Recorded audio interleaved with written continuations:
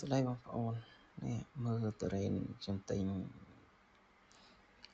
គីឡូ8000បងប្អូនតែបាច់មើលសាច់មិនថឹកតរ៉េននេះមានទម្ងន់3គីឡូ4ខាំបងប្អូន1គីឡូ8000ទេនិយាយទៅគឺធំតែម្ដងសាច់វាវិញចូលប៉ិនចង់ធំជាងកពួនដៃខ្ញុំទៀតណាហើយរសជាតិឆ្ងាញ់បងប្អូននេះមើលកាលវានៅសបកមើលសបកវាហើយកូនខ្ញុំបានធៀបជាមួយនឹងដៃគឺធំជាងដៃទៀតហើយហើយវិញមើលទៅឃើញតែថ្លៃបងប្អូន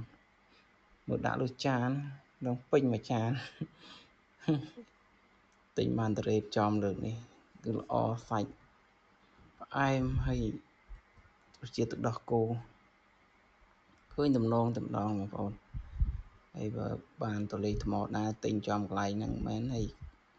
សម្បកស្ដើងចឹងមែនមិនទេហើយនេះ1គីឡូ8000ទេគេដឹកមកលក់ដល់កន្លែងបងប្អូន